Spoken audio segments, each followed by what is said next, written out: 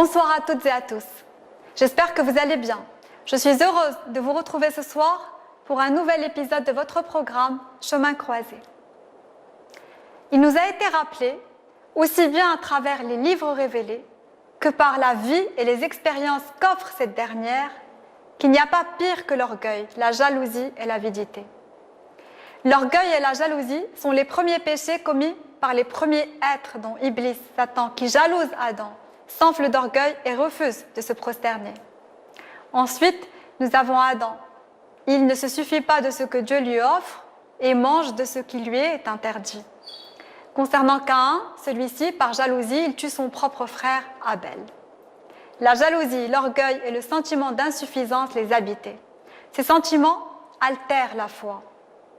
Le croyant se purifie de ses états, il purifie son être de ses fragilités, péchés. Sentir en son être un fort état de jalousie signifie presque ne pas accepter la volonté divine qui permet l'existence de ce qui est jalousé. Or, le croyant sincère accepte ce qui advient en mal et ce qui advient en bien. Parfois, le sentiment de jalousie prend des dimensions tellement troubles s'il n'est pas maîtrisé. Et parfois, les personnes non seulement jalousent, mais souhaitent ce que Dieu a offert en don à l'une d'entre elles, eh bien, que ça lui soit retiré. Car elles ne veulent les biens que pour leur propre être. Et ce comportement, ce sentiment plutôt, est tellement contraire à ce qui humanise, tellement contraire à ce qui élève, tellement contraire à ce qui a été et enseigné. Et ce qui a été enseigné, c'est vouloir pour autrui ce que l'on voudrait pour soi-même. Patienter, avoir confiance, parce que Dieu seul décide de ce qui doit être retiré à l'un de ses serviteurs. Et l'une des principales caractéristiques du croyant est de désirer, de vouloir pour son prochain ce qu'il souhaite pour lui. Dans le verset 54 de la sourate Les Femmes, Dieu nous révèle ceci. Où est-ce qu'ils envient aux humains ce que Dieu leur accorda de sa grâce? Oui, nous avons donné à la famille d'Abraham l'écriture, la sagesse, nous leur avons donné un royaume grandiose. Dans la sourate La famille de Imran, à son verset 120, il nous est dit « Si du bonheur vous advient, il leur fait mal. Si c'est du mal, ils s'en réjouissent. Mais si vous êtes patients et vous prémunissez, leur intrigue ne vous nuira en rien. Tout ce qu'ils peuvent faire, Dieu l'encercle. » Dieu, dans ces versets, narre des histoires autour de la jalousie et prévient « Tout ce qu'ils peuvent faire, Dieu l'encercle. » De plus, l'une des conséquences de ceux qui se jalousent, décrite aussi bien dans les versets coraniques que dans la tradition prophétique, eh bien, c'est la souffrance dans ce monde et dans celui d'après. Dans ce monde, le jaloux ressent peu ou mal cette quiétude de l'esprit. Il est dans un mal-être constant. Il ne focalise pas sur les bienfaits dont Dieu le couvre, mais s'obsède par tous les bienfaits dont Dieu couvre ses proches. Il perd sa sérénité de l'âme. Et il est insatisfait perpétuellement. Et le prophète, Sidna Muhammad sallallahu alayhi wa sallam, met en garde ses compagnons contre la jalousie et il leur dit « Ne vous jalousez pas, ne vous fuyez pas et ne vous disputez pas. Soyez frères les uns pour les autres. » Grande parole prophétique, pas de dispute, pas de jalousie et bienveillance entre vous et entraide. Il dit également, et à ce même propos dans un autre hadith, la jalousie efface les bonnes actions.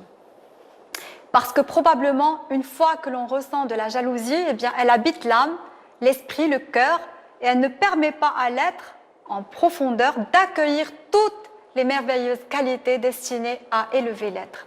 Parce que le prophète enseigne les méfaits d'un comportement jaloux et conseille de faire le nécessaire pour l'éviter. Et dans un hadith qudsi, eh bien, Dieu affirme que celui qui jalouse autrui ne peut qu'être ennemi de sa grâce parce qu'il n'accepte pas ce que Dieu décrète et n'est pas satisfait par le partage que Dieu effectue entre ses serviteurs. En effet, celui qui est confiant s'en remet à Dieu, le prie, mais ne jalouse personne. Et dans ce hadith qudsi, Dieu révèle qu'en fait, toute personne qui en jalouse une autre est tout simplement insatisfaite avec le partage que Dieu décrète.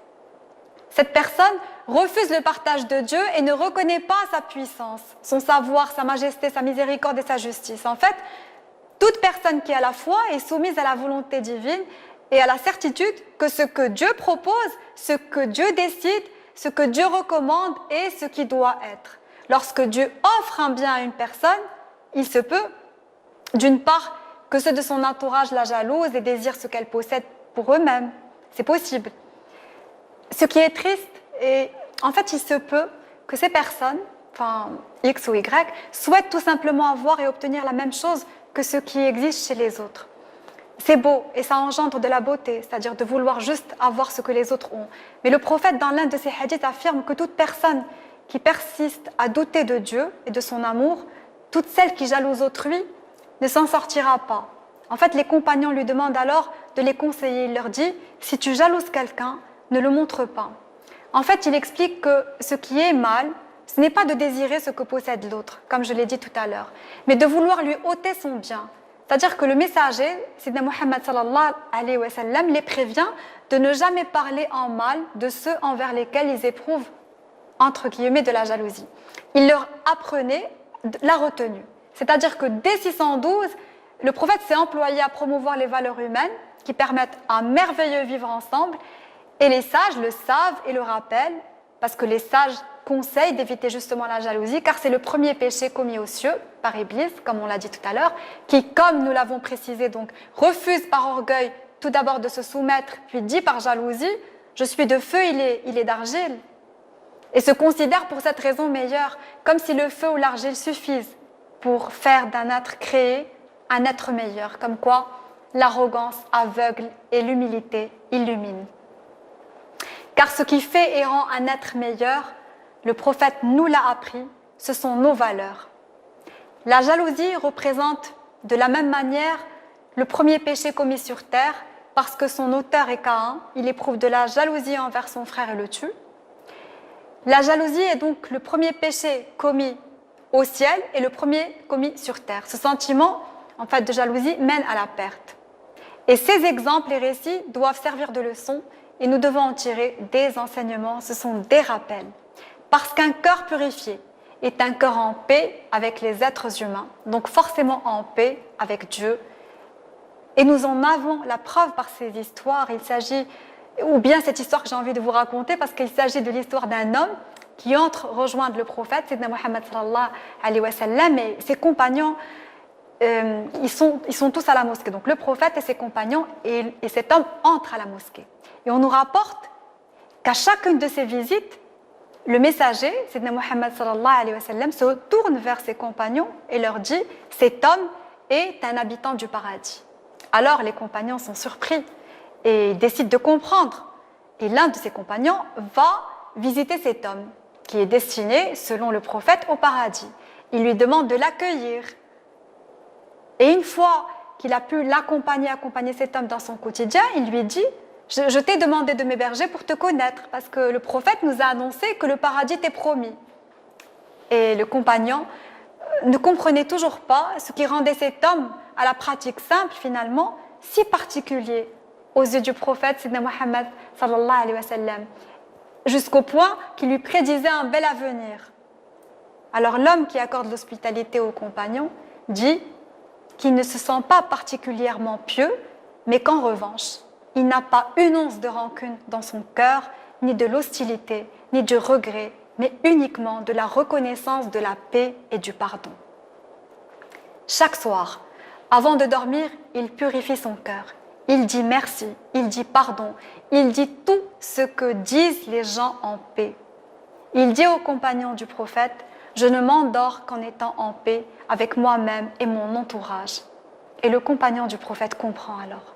Il comprend alors le degré de paix qui habite cet homme et dit, c'est donc cela qui te fait si proche de Dieu et mériter le paradis. Ton corps et ton cœur purifiés ennoblissent toutes tes actions. Si nous éprouvons de la jalousie vis-à-vis d'une personne particulière, c'est que nous n'avons pas compris la finalité de cette vie. Et si nous jalousons autrui pour ses qualités telles que la piété, alors demandons à Dieu de nous l'offrir afin de pouvoir être davantage aimés de lui. Nous pourrions d'ailleurs nous interroger et nous dire tout simplement ceci, est-ce que notre jalousie fera soustraire à cette personne déterminée ce que le puissant veut lui offrir? Nous dire que notre acceptation fera Dieu plus clément à notre égard avec son amour. Parce que tous ces comportements généreux, nobles et sincères nous rapproche de celui qui possède les plus beaux noms, Al-Halim, Al-Wadoud, Al-Rahman, Al-Karim. Et nous, à l'image du Créateur, qui a lui-même inspiré, enseigné les prophètes au bien et à la justice, c'est à nous de faire de notre mieux pour habiter ces qualités. L'amour fait tourner le monde. L'amour fait tourner les cœurs et nous rapproche profondément de Dieu. Un amour saint, sage, qui sait le respect. Le Très-Haut explique tous les chemins qui mènent à son amour. Ils sont nombreux et multiples. Ils peuvent bien entendu être différents, mais ils exigent tous la sincérité au moment de l'action, ainsi que l'humilité et la purification des cœurs. Parce que le croyant qui aime Dieu, qui respecte ses commandements, partage avec ses serviteurs et cultive le regard de l'autre par amour envers le Créateur. Même dans le doute, il espère et a confiance. Parce que celui qui aime invoque et ne se lasse pas. Qu'il obtienne ce qu'il désire ou qu'il ne l'obtienne pas, il continue à demander, à espérer, à prier. Celui qui décrète, décide et sait.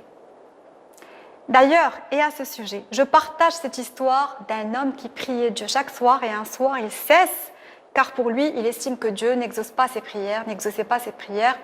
Et Dieu lui envoie un ange qui dit à cet homme, sache que si Dieu n'avait pas été présent et ne t'avait pas couvert de sa grâce, tu n'aurais même pas pu l'invoquer. En fait, nous oublions que pour ceux qui peuvent dire le nom de Dieu, dire ses attributs, dire ses noms, ils sont déjà honorés. Parce que les compagnons du prophète le savaient et leur confiance en Dieu honorait leur foi.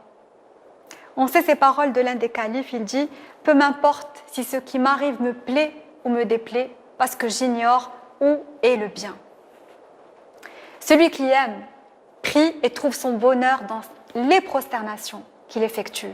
Il profite de ces moments d'intimité à Dieu pour se confesser, se recueillir et implorer le Tout-Puissant. Parce que celui qui aime, jeûne avec amour, donne sans compter, pleure quand il regrette, espère du cœur et loue et invoque.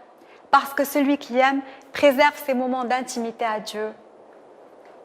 Il peut les protéger en priant, car comme le dit si bien le prophète Sayyidina Muhammad sallallahu alayhi wa sallam, concernant la prière d'ailleurs, il dit « C'est une source chaude se trouvant à notre porte et dans les eaux, nous lave 5 fois par jour. » Parce que cette prière que nous considérons comme une obligation ou même un fardeau parfois, en fait c'est une source qui nous purifie, nous lave et nous libère. Dieu par amour seulement envers nous, nous l'enseigne et nous y encourage. Mais en fait, qui a la clairvoyance nécessaire pour s'en rendre compte? C'est important. Et selon Khalil Gibran, le grand poète libanais, lorsque nous prions, nous nous élevons pour rencontrer dans l'air ceux qui prient à cette même heure et que, sauf en prière, nous nous pourrions rencontrer. C'est une belle image pour illustrer la grandeur de la prière. Elle élève ceux qui y sont disposés. Après réflexion, il nous est demandé si peu, toutes ces prescriptions qui nous rapprochent sont des miséricordes en fait pour nous, parce qu'elles nous permettent d'être à la hauteur de la grâce de Dieu. En fait, pour finir, je voudrais raconter l'histoire d'un homme à la voix rude, venant de Najd. Il vient trouver le prophète, Sayyidina Muhammad sallallahu alayhi wa sallam, pour le questionner au sujet de l'islam. Alors cet homme demande au prophète, il lui dit « Qu'est-ce que l'islam ?» Et le prophète lui répond, il lui dit « C'est 5 prières par jour. » Et l'homme demande aussi au prophète, il lui dit « Et quoi d'autre ?» Et le prophète lui répond et lui dit « Rien, à moins que tu ne veuilles, à moins que tu te prêtes volontaire, donc autrement il n'y a rien. Dans ce cas, si tu veux rajouter quelque chose, eh bien il y a le jeûne pendant le mois de Ramadan. » Et cet homme demande au prophète, il lui dit « Autre chose ?» Et le prophète lui dit « Non, à moins que tu ne te portes volontaire. Dans ce cas, tu donnes la juste aumône. » Et l'homme écoute le prophète et lui dit « Et autre chose ? Y a-t-il autre chose ?» Et le prophète lui répond « Non, à moins que tu ne te portes volontaire. » Et c'est alors que l'homme s'éloigne en criant « Je jure que je ne ferai ni plus ni moins. Je ferai que ça. » Et le prophète Sayyidina Muhammad sallallahu alayhi wa sallam dit « Il a gagné son salut s'il tient sa parole. » En fait, ce qui est beau à travers ce hadith, ce sont les recommandations que le prophète va avoir envers cet homme qui vient vers lui pour savoir de façon concise et précise ce qu'il doit accomplir comme pratique cultuelle pour embrasser l'islam. Donc le prophète Sayyidina Muhammad sallallahu alayhi wa sallam explique à cet homme l'islam en quelques minutes dans le sens où il lui facilite sa pratique religieuse, il lui dit prie, jeûne et sors ta zakat. Et car à travers ces 3 piliers en fait, de l'islam, qu'est-ce qu'il lui permet? Il lui permet d'entamer un beau chemin de vie qui respire la foi en Dieu. Contrairement à ce qu'on voudrait nous faire croire, l'islam est facilité. En fait, tous les chemins qui ont du cœur et portent des valeurs mènent à Dieu. Tous les gestes de bienveillance et les actes de bonté mènent à Dieu. Tous les regards compatissants et les instants de pardon mènent à Dieu. Le prophète Sidna Muhammad sallallahu alayhi wa sallam avait d'ailleurs cette intelligence sublime de faciliter la religion. Il donnait l'exemple, il répondait quand on lui demandait conseil, il ne jugeait personne, il pardonnait, il trouvait des excuses pour tous, il apprenait aux hommes et surtout à ceux de la péninsule arabique, aux coutumes rudes et tribales, il leur apprenait l'humanité.